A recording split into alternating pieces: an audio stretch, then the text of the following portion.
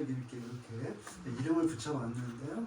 일단은 이제 저희가 제가 시를 낭송 하나 하고 그다음에 여기 니체의 글을 낭독을 하고 그다음에 또 시를 하나 낭송을 하고 이렇게 되겠는데 사실 그 내용이 이제 여기 저희가 그동안에 공부한 것들에 이제 나오는데 샤갈 먼저 공부를 했었어요. 그래서 그 샤갈이 요거는 이제 김춘수의 선생의 시인데 그 시를 이제 샤갈의 마을에는 3월의 눈이 온다. 봄을 바라고 섰는 사나이의 관자놀이에 새로 돋은 정맥이 바르르 떤다. 바르르 떠는 사나이의 관자놀이에 새로 돋은 정맥을 어루만지며 눈은 수천 수만의 날개를 달고 하늘에서 내려와 샤갈의 마을에 지붕과 굴뚝을 덮는다.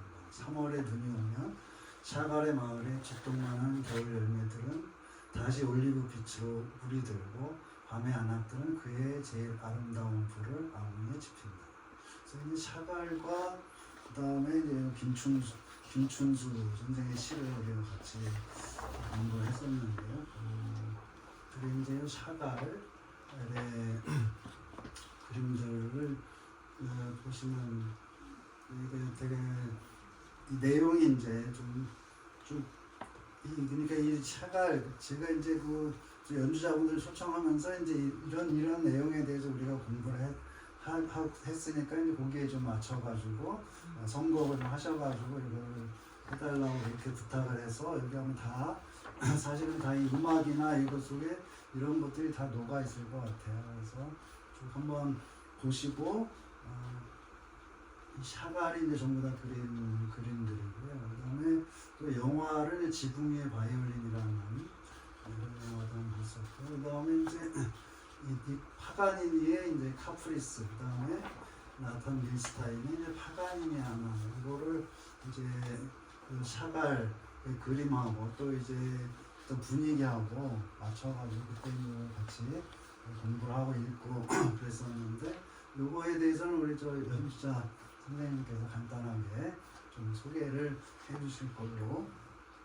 알고 있습니다. 그 다음에 이제 자라투스트라는 이렇게 말했다라는 그거를 이제 같이 발췌를 해가지고 읽었었는데 그 중에서 제일 우리가 다 읽으면서 감동했던 것이 몽중 보행자의 노래라는 이거 시를 거의 시처럼 그렇게 돼 있는데 그걸 읽으면서 굉장히 감동스럽고 막 필사를 해야 되겠다 그 정도로 이제 그런 거였는데 그래서 그거를 이제 한 부분을 우리 이서연님께서 이제 낭독하시게 되겠는데 몽중 보행자 말하자면 저 그냥 직접 번역을 해가지고 꿈속에서 걸어다니는 저거를 무슨 뭐죠? 그때 뭐 이상하게 번역한 게 있었는데 무슨 몽유병자 몽유병자로 번역한 게 있더라고요.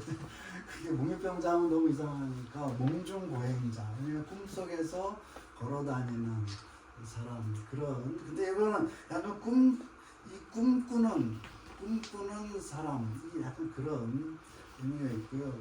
이거 이따가 거기 순서지에 나와 있고 그 다음에 이제 이 짜라투스트라는 이렇게 말했다. 이게 이제 이 독일어로 알죠? 슈프라크 짜라투스트라 이건데 이거를 이제 이 스트라우스가 그 똑같은 제목을 가지고 작곡을 해가지고 작곡을 했었는데 저거를 들어봤었고요. 또 이제 이게 연결이 됐던 게 이제 이 스페이스 오디세이라고 2001 스페이스 오디세이 저게 1968년에 저 영화를 만들었다고 그래요. 근데 저기에 보면 AI가 막 컴퓨터가 이 말을 하고 하는 그런 장면이에요. 여기에 아무튼 그 앞에 이 곡이 거기 수록이 돼가지고 저 음악으로 이렇게 나오고 그랬던 거고 그 다음에는 이제 우리가 토마스 만의 베네치아에서의 죽음을 라는 이 단편 소설을 같이 읽었었는데 그거는 이제 이 구조가 저런 식으로 이제 돼 있다는 걸 우리가 좀 생각을 해봤었던 거고요. 그다음에 이제 다윗과 우리아에 대해서 또 다윗과 밧세바 그래서 이제 이 사람이 그 레오나르도 코엔, 그죠? 레오나르도 코엔이라고 이분이 할렐루야라는 그 곡을 작곡을 했는데 그 곡이 이제 굉장히 그 뭐라고 굉장히 가슴이 와닿고 우리가 같이 또 분석을 하고 이러면서 이게 그냥 노래가 아니고 굉장히 인생의 그 모든 게 담겨 있는 그런 시다 노래다라는 거를 알아서 그 바세바 그림도 같이 한 렘브란트 그림인데 이거 봤었고요. 그 다음에 이제 요 랄로 그 밑에 서 있는 건 이제 이상이 우리 그 날개를 쓴 이상이 이제 편지를 쓴 게 있는데 김기림한테 편지를 썼어요. 이제 이게 이 이상이 이제 죽기 전에 동경에 가서 이제 하숙방에 있으면서 이제 이 친구 김기림한테 편지를 썼는데 결국은 김기림이 일본에서 대학 다니고 있었는데 결국 만나지 못하고 굉장히 간절하게 막 한 번 와줘라, 한 번 좀 만나고 싶다 계속 이제 그러는 와중에 이제 이 랄로 얘기를 하면서 랄로 저게 이제 이게 밑에 있는 원문이고 랄로를 더욱 이 최종학장 론도 그러니까 최종학장이 론도인데 그거를 그저 막 헐어내서는 완전히 딴 것으로 왼손을 버립시다. 그러니까 자기가 동경에서 그 카페에서 이제 이 음악을 랄로의 스페인 교향곡을 들었는데 그게 이제 전에 듣던 그거하고 완전히 다르게 곡을 해석해가지고 그 연주를 하고 있더라라고 이제 자기 친구한테 김기림한테 보낸 편지예요. 그래가지고 우리가 그럼 저 연주가 누구 거겠느냐 그게 그래가지고 이제 그 스페인 교향곡 엘만의 연주를 저렇게 표현을 한 거죠. 엘만이 연주한 랄로의 스페인 교향곡의 론도부를 마지막 악장인데 그거를 저렇게 이상이 그전에는 다른 사람 연주를 후베르만이라는 사람의 연주를 들었는데 그 사람의 연주하고 지금 이 엘만의 연주하고는 완전히 다르더라. 그래가지고 이제 저 했고 근데 보니까 그게 엘만 톤이라고 그 엘만이 연주하는 그런 게 있다고 그래요. 그래서 그것도 한번 그 연주자 선생님께서 간략하게 엘만 톤이 뭐냐 해서 설명을 해주시게 될 거고요. 그 다음에 이제 이 뮤지컬리즘이라고 이게 이제 그 음악을 저게 스페인 교향곡 아니고 무슨 아무튼 교향곡인데 저거 이제 음악을 저런 식으로 표현한 다 음악 이름이 붙어 있어요. 근데 그래서 뮤지컬리즘이라는 저런 장르를 하나 만들어낸 사람이 있었는데 그거랑 관련해가지고 또 이것도 역시 이제 음악 했던 거고요. 그다음에 이제 이거는 그 나스메 소세키의 이제 풀베개라고 그 장편이죠. 소설을 읽었는데 거기에 나오는 이제 요 제일 이제 핵심적인 거 이게 나미 씨는 여자인데 아주 아름다운 여자죠. 근데 슬픔을 안고 있는 여자인데 이제 이 그림을 이 화가가 주인공의 화가인데 그림을 못 그리겠다는 거예요. 그 여자 아름다운데 뭔가 부족하다. 그게 부족한 게 뭐였냐면은 연민이 부족했기 때문에 그 여자를 그리지를 못했는데 이 순간에 이제 여기에 연민을 이제 보게 돼서 자기가 그 그림을 그릴 수가 있게 됐다. 이런 이제 그 나스메 소세키 나오는 거죠. 이제 요 나스메 소세키 소설에 보면 이제 요 말레이의 그림인데 요 오피리아의 죽음 나오는 그 장면을 이제 오피리아가 죽는 그 장면을 이제 이렇게 그려놓은 요거에 대해서 그러니까는 이 나스메 소세키가 요거를 이 그림을 보면서 이제 뭔가 그 서양 사람들이 또는 동양이든 서양이든지 간에 예술의 최고 경지에 이르렀는데 거기에서 하나 더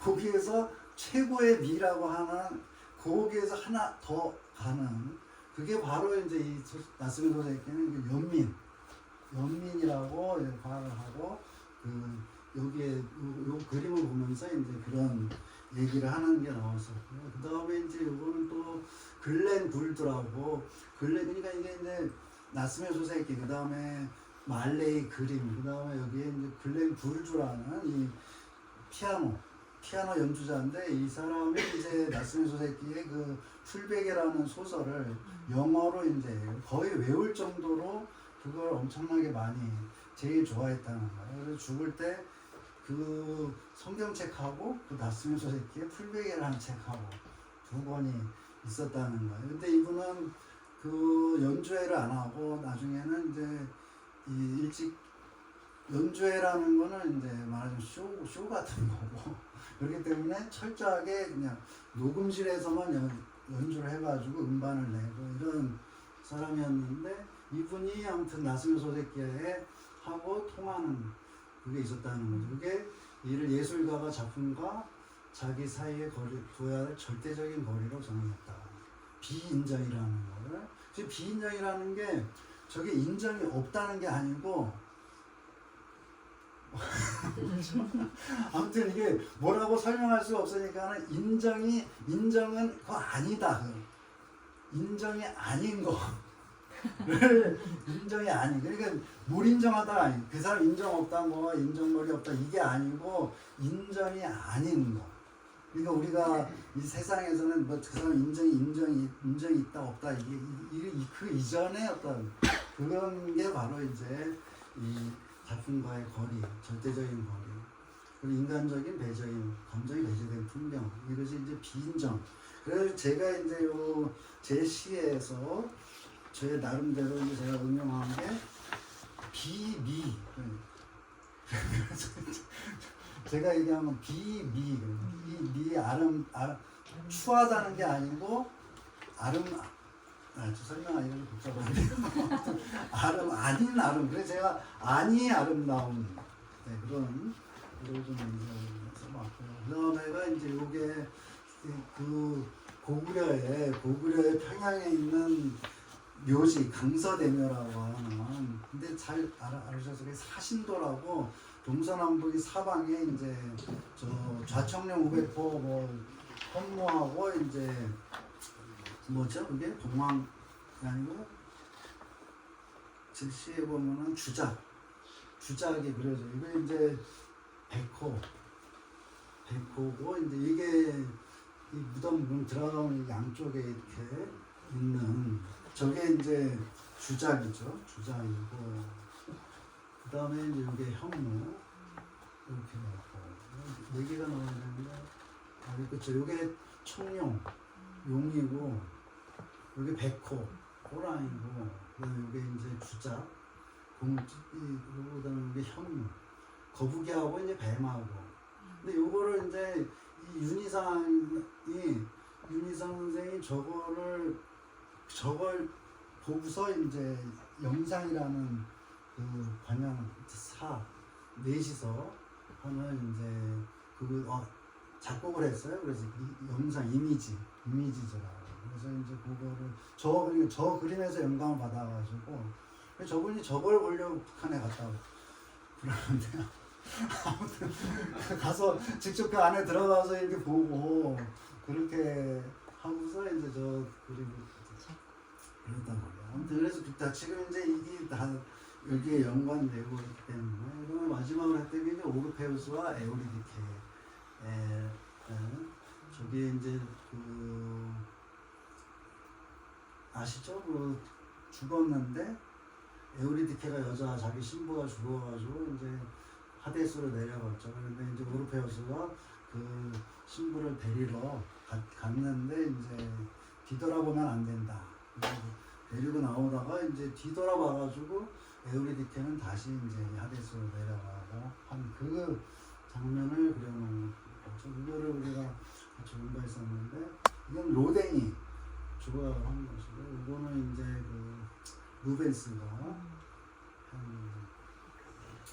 그래서 아무튼 이런 것들이 이제 지금 이 안에 시하고 그 다음에 낭독하는 거하고 또 하고 그 다음에 음악에도 이제 이런 것들이 다 이제 지금 스며들어가 있다. 그런 걸 보시면서 저희 어떻게 보면 이게 약간 학예같이 학예같이 된 것도 같은데 아무튼 요거를 좀 소개시켜드리고 같이 이제 이런 내용으로 이제 이 선곡도 하고 그다음에 이제 연주도 하신다고 좀 아시고 보시면은 또 좋을 것 같다 이런 생각이 들어서 제가 간단하게 소개를 드렸습니다.